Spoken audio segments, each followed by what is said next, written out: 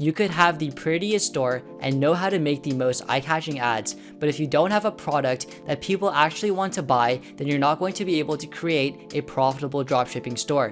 So in this video, I'm going to be teaching you how to find winning products for your Shopify store, as well as how to do product research and validate different products to sell so you can have a profitable store. Now we're going to be going over a lot of different tools, websites, and strategies, but there's 4 main topics we're going to be covering, and I'm going to be leaving all the timestamps in the description so you can find exactly what you're looking for. But basically, we're going to be looking at how you should actually think about products when you're analyzing them and the right mindset to have in order to find profitable products. We're then going to be talking about ways to actually find trends if you have no idea where to start. And then the first main approach we're going to be looking at is how to find products on supplier websites and validate those products using social media. And then we're going to flip it around and look at how to find winning products through social media and validate those products through supplier websites. And all I ask is that you leave a like down below if you find this video helpful. And with that being said, let's get started. So the first thing we're going to be talking about is having the right mindset when you're looking for products to sell.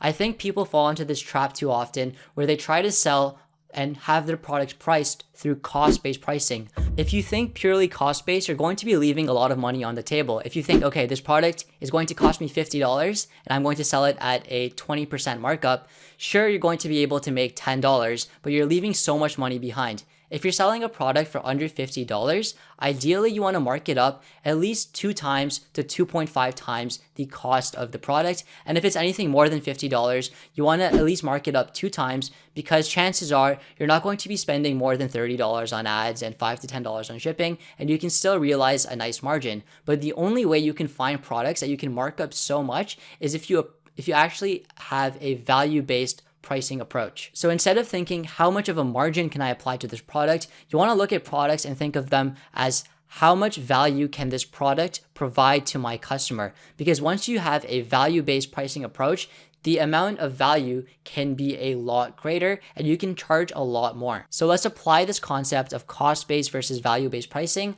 with something as simple as a shoe rack. A shoe rack might cost $1 to make because it's a piece of plastic. And so if you were taking a cost-based approach, you might think about selling it for $2 to $3 because you'll still be making double to triple your initial cost. Except you have to think about the value that a shoe rack actually provides. If you have a shoe rack, it means you can keep your shoes organized. It can also prevent your floors from getting dirty. And if your floors got dirty, it would cost you maybe $20 to $30 to fix it. And so this shoe rack is preventing that from happening maybe 3 to 4 times, which is why a shoe rack could cost, $40 to $60, because $40 to $60 is cheaper than the cost of cleaning your floor multiple times. And that is the value the shoe rack is providing. The organization, the ability to have multiple shoes stacked up in safe space, as well as not getting your floor dirty, is worth way more to a customer than $2 to $3, which is what you would have charged if you took a cost-based approach. And this is just a really quick way to filter out a lot of products you look at, because if a product doesn't solve a problem, then you can't have a value-based pricing approach, and this will just make your search a lot more targeted. Now let's get into doing actual product research. If you're someone who has never looked for a product before and you don't know where to start, the first thing you can do is just look at what's trending. And chances are you already have an idea of what's trending if you're on social media, but if you don't, you could go on something like Twitter and even just look at the hashtags and see if there's any product ideas that these hashtags can give you. Now, one site that I really like to use is Exploding Topics, and this video is not sponsored by them or anything, but they also have a newsletter, and basically they just aggregate different topics that they see are trending at the micro level. So you can actually catch the wave before the product itself blows up. And with Exploding Topics, you can also sort it by time and category. So for example, if I want to see something that's trending in the last month and is in fashion, I can just take a look, and as you can see, designer masks are trending, which makes a lot of sense. So this is a product idea that I can look further into. And a couple other ways to quickly validate products without doing in-depth research and just looking at it at a high level is by using Google Trends as well. So I can look up designer mask, for example, and just see if it's been trending. And as we can see, it started trending in March, and there's still some demand for it. And it is something that people are still searching. And I quickly validated it through Google Trends. Now, What you usually want to do is find a product that's just starting to pick up, because once you have your store and ads set up, you then have a bunch of time left to actually test a product and catch the wave. Now, sometimes you're going to find a product that's going up and it's at the stagnation phase. If a product is at the stagnation phase, what I would do is I would actually just look at the orders on AliExpress, which is what we're going to be covering later on, as well as look at social media sites to validate the product. But if a product is stagnating, it doesn't mean you don't want to sell it, because there's still a lot of money left on the table that you could capitalize on. So you just have to do additional research if it's not something that's just starting to actually pick up on traction. And then the third way you can quickly validate different ideas or just look at a high level is by using the Google Keyword Planner. So with the Google Keyword Planner, you can also just test out random ideas that you have that you found on trending and see if there's demand for them based off the Google searches, which is really, really helpful. And one special thing about Google Keyword Planner is if you're planning to actually put your advertisements on Google instead of Facebook, you can see the cost of the lower end of the bid range and the higher end. So you can see how much it costs to actually have your website on the top of Google, and you can take the average and you can actually use that to kind of calculate what your margins would be if you were to price at different points. So the combination of exploding topics, Google Trends, and Google Keyword Planner is a great way to start if you don't know where exactly to begin. Now we're going to be looking at how to do product research from a supplier side approach. So the goal here is to look at different supplier sites and see what the demand is based off order quantities. And from here, we can actually find products that people are buying. And if a lot of people are buying it from these, wholesale websites, we know that they're selling them somewhere else, which signals that there's demand for these products. And then we're going to be validating these products through looking at these social media campaigns. And then afterwards, we're going to switch it and do research by looking at social media sites. So when it comes to looking at suppliers, you don't have to actually purchase the product from the supplier site you're actually doing the research from. So for example, we're going to be looking at AliExpress later on, but obviously there's a lot of issues right now with shipping as well as like logistics in terms of shipping from China. So you can use AliExpress or these sites to see the quantities, but once you find a product, there's a ton of different options you can actually, go to in terms of selling the product itself, which we're going to be diving into later on. So the two main sites I use to do product research from the supplier side is Spocket as well as AliExpress. Now, Spocket is a great place to think of products that you want to sell because all of these products come from suppliers in different countries, and you can also sort for them accordingly. And when you're using Spocket to do your product research, once you find a product that you like, you can once again validate it with Google Trends and Google Keyword Planner. Spocket is great because it has a variety of different products you can find that you can sell on your store, and it's a great place to find ideas, and then you can automatically import these products onto your dropshipping store. So if you're looking for a supplier site that has a lot of great products from the US or Europe, I would highly recommend Spocket. Now, another great place to find products is the AliExpress Dropshipping Center. So here what we can do is we can just search for any product that we want. And one product that I was looking at recently that we can walk through as an example is laptop stands. So if I just search for laptop stands in the dropshipping center, it'll come up with a bunch of different products, and then we can sort them by orders in all countries, and we can take a look at the different orders. Now, here you can see what the orders are, as well as, the product rating and the sales performance. You want to ignore this column for now, just because dropshipping orders, they're still working towards. But for example, what we can do is we can find a stand that looks really cool. And this one looks good. So what we can do is we can click on Analyze. And you can see from the supplier side how the orders have been over the last few weeks, the last few months. So we can see that over the last 2 weeks, someone ordered 100 of them, and then the order quantity has gone down. Now, this chart doesn't give us as much data as we want. So once you find a product that's interesting through the dropshipping center, I would actually click on that product, and then I would go on the product page, and I would take a note of how many items have been sold in the last week. So we can see that in the last week, there's been about 150 sold, but the total orders are 7,877. So what this tells me is that this product probably used to sell really well, but it's kind of died off and not many people are buying it anymore. One rule of thumb I like to follow is you want to have at least 5% of all orders have been done in the last week to show that it's a product that's still being sold. So we know that about 120 of these were sold in the last week, and they've sold a total of 7,800, which is only 1.5% of all sales. So we know it's kind of at the tail end of its curve, and we can once again verify this by going into Google Trends. So if we go to the past 12 months, we can see that, once everyone started being inside, the demand shot up, and now the demand's kind of gone down. And that's also apparent in the orders. So what we can do now is we can walk through an example of a product that might be doing really well and is something we could possibly sell on our store. So if we just open up the Dropshipper Center, it actually shows us products that are organized by, the ones that AliExpress deems as hot selling. So for example, we can look at this non-contact infrared temperature thermometer, which makes sense that it's a hot product right now. We can see that if we go into analyze over here, that in the last week, there's actually been about, 160, 200, 300, 380, about like in the last week, maybe like 400 to 450 units sold.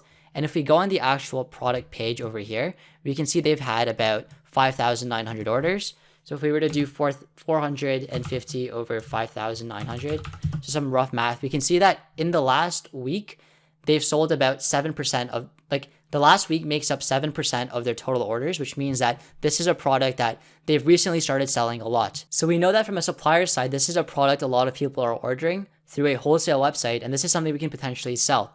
And this product also meets our initial criteria. This product solves a problem.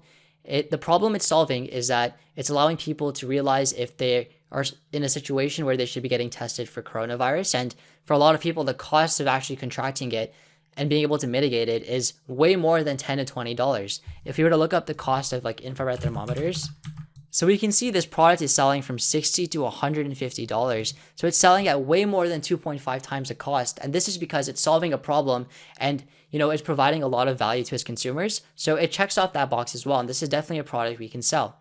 Now, one more thing to keep in mind is if you find a product on a certain supplier website, it doesn't mean you have to sell it through that website. So we found this product through AliExpress, but that doesn't mean we have to sell it directly from AliExpress and dropship it from the site, because we know that if it was to ship from China, it could take a really long time. Now, this product actually has the option to ship from the United States as well, which helps us because right now shipping times are very long and expensive. But you can also use other sites such as CJ Dropshipping, which has warehouses in different countries. Or what you can also do is if you validate this product and you test it out and people are buying it, you can ship it to fulfillment centers in the United States or other countries and then have it shipped from the fulfillment centers to your customers. Now, I would only recommend doing this once you've tested your product out and you can see there's clear demand for it. But you could use a website such as ShipBob or FlowShip and ship large quantities to these centers, and then you'll be able to cut down shipping times. But it's just something to keep in the back of your mind. So what we've done right now is we found a product on the supplier side. And the next thing to do is if you're looking at a product and you can see there's a lot of orders, you can quickly validate it by looking at social media. So if we go on Facebook, for example, what we can do is we can go and search for the product we want to validate. So one example we looked at earlier was the laptop stand. And we talked about it and we said it wasn't a good product because there was a lot of demand for it earlier, but there's not as much demand right now. And we can confirm this by going on Facebook and just looking at videos.